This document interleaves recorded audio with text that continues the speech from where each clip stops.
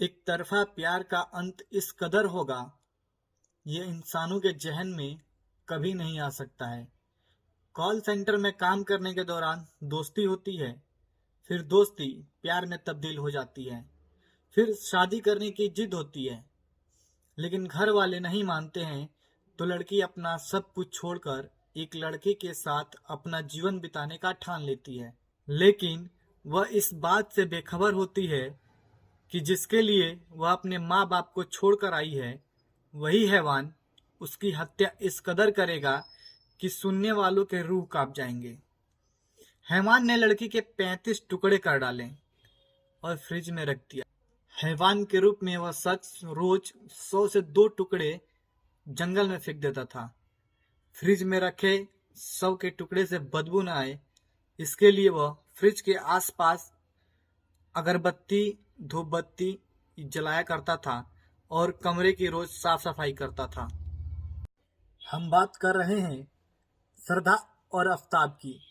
देश की राजधानी दिल्ली के महरौली थाना इलाके की पुलिस ने करीब करीब 6 महीने पहले हुई एक हत्या के मामले को सुलझाया, जिसमें उसने एक शख्स को गिरफ्तार किया जिसका नाम आफ्ताब है।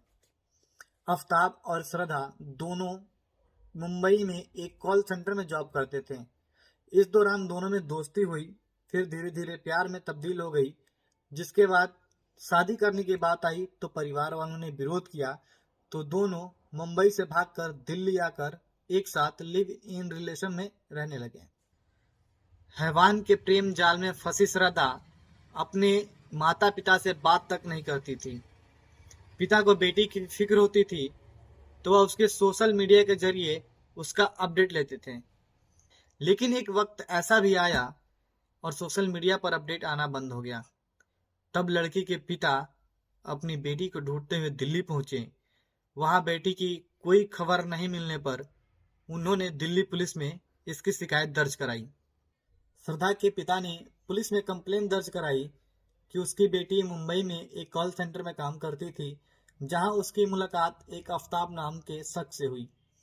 दोनों में दोस्ती हुई, फिर दोनों एक दूसरे को पसंद करने लगे और दोनों शादी करने की जिद करने लगे।